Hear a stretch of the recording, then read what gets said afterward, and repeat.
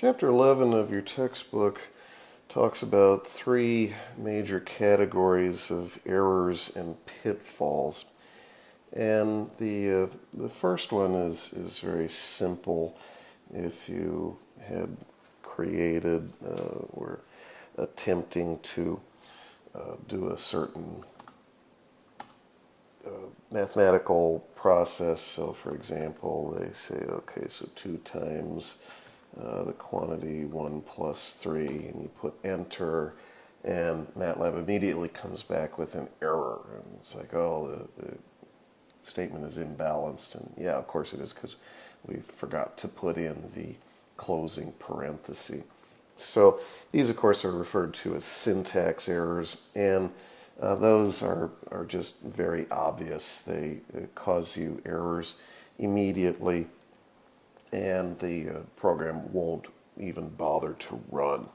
So those are annoying, particularly when you can't figure out exactly what's wrong with the syntax, but you can certainly manage to get through those. You can typically deal with them fairly readily.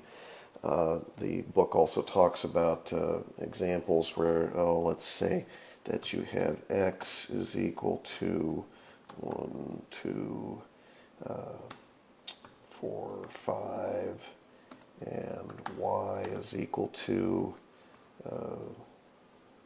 whatever, 6, 7, 8, 9, 10, and then you say, okay, plot x comma y, and it says, oh, wait a minute, plots need to be the same lengths.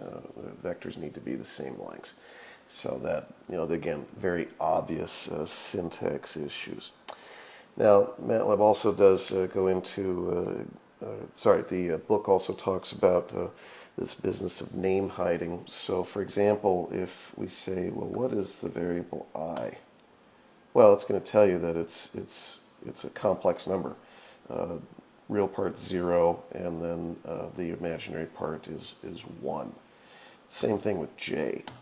J does the same thing. Now, I can very easily come in here and say I is equal to 1 to 10. And MATLAB will very happily allow me to reassign I to give it a different value. But then if I turn around and I actually want to use I as a complex number later on, well, forget it. You've already used that variable for something else. Now, if I clear out all of the memory and then put in I again, then it's reestablished. And so that's referred to as name hiding. And there are more complicated ways of doing that. You can actually do this with function names, and that can get even more disturbing.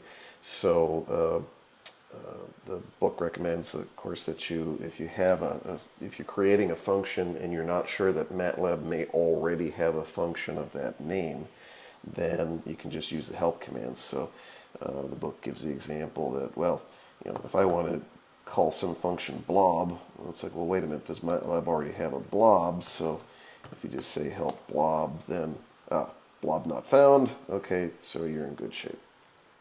All right, so those are syntax errors.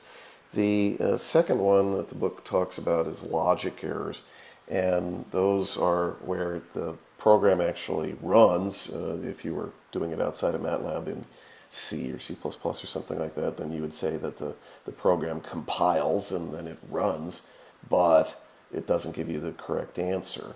Or, even worse, it gives you an answer, but you don't know that it's not the correct answer. And that happens for one of at least two reasons. One is that the incorrect algorithms have been coded up. So you had a flaw in the logic behind the design of the original algorithms. Or you had an error in the coding of that algorithm. Now, it wasn't a syntax error, but nevertheless, the algorithm was coded up incorrectly. So the program runs, but it gives you the wrong answer. And the book talks about some ways that you can go about testing. Your discussion this week we'll get into the business of testing. But there are some established ways to do testing. You try to run the program for special cases where you know the answers. If you don't know the answers, but you have some insight into generally how the program is supposed to behave, then you can use that in order to test it. And kind of the brute force approach is to go through line by line by hand and make sure that the program is producing the results that you intended with the original algorithm. That, of course, can be nigh on impossible if you have a very, very complicated program. But you can see the strategies there. And again, your discussion session this week will get into this business of testing and the level of rigor of testing. So the final topic that the chapter talks about is this business of rounding error. And if you're relatively new to MATLAB, you can be thinking, well, wait a minute, doesn't it implement everything as double precision? And it's not like it was back in the old days when we had fixed point arithmetic and you had limited register sizes and you needed to really worry about rounding error. Well, no, believe it or not, even with double precision arithmetic, you can still end up with rounding error. And the book, and in other places in the book, it's talked about some examples where you can get some pretty horrendously wrong answers if you're not careful.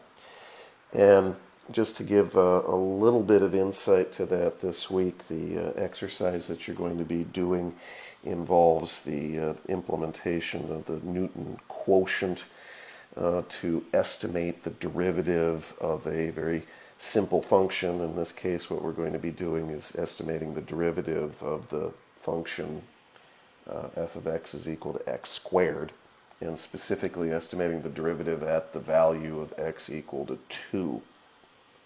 And of course we know that the derivative of x squared is 2x, and so at a value of x equal to 2, then the derivative is 2 times 2 is 4. That's all there is to it.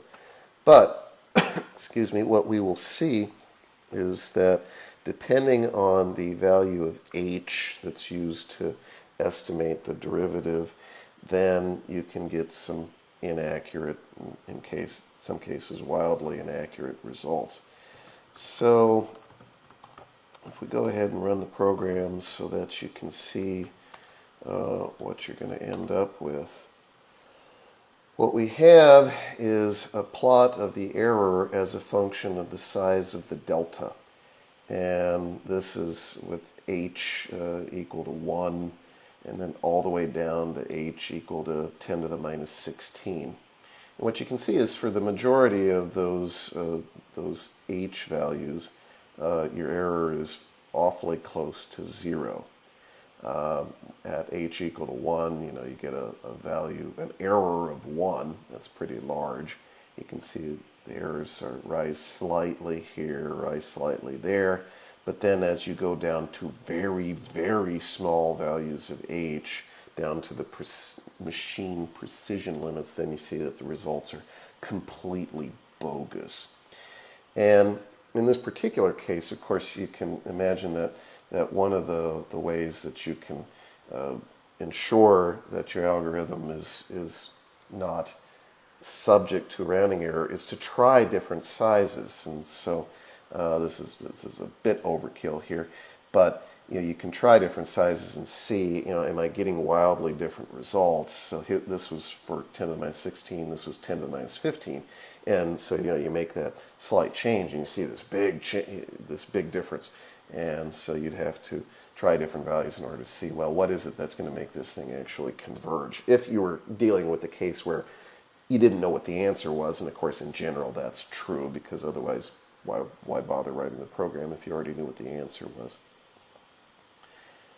All right, so one last item that I'd like to just mention, it's discussed in the book as well. It has to do with the business of logical testing. And some folks will get into a bad habit of trying to test if floating point numbers are equal. And so you could have a case where you're looping through values, and at some point you want to say, well, is if x is equal to minus 1.57 or something like that. Well, that if x is looping over various values and it's increasing, and you could even potentially, of course, let's just end that. Nothing happened. But let's say that x started off at a value of whatever, minus 0.01, and then you were increasing by a value of 0.01, and actually decreasing by 0.01, and down to a value of minus 2. Well, you can do that, and I won't run this particular example, but it doesn't always, when you're looping, it doesn't always create a value that's exactly what you're testing against. And in this case, this may actually work out just fine, but in some cases where you're doing an increment, which is not an integer, then you can end up with something where x is close to the value you're testing, but not exactly. It can be off by a very small amount. And so you never want to test to see if two floating point numbers are equal, because you can be off by just a little bit and then the program won't do what you're expecting. So you have two choices. If you insist on checking to see if things are equal, you can only do that with integers. That's the only integer. You can only check to see if integers are equal, not floating point numbers. If you want to insist on floating point numbers, then you have to say, well, all right, is it within a certain range? And so is it greater than 1.56 whatever 9? Is it less than well, it says minus. Is it greater than minus 1.569? Is it less than minus 1.571, for example? And you'd have to test a range to see if it falls in that range. Otherwise, machine precision will cause you problems, and that can be a nasty little pitfall that folks can fall into, and so you want to keep that in mind.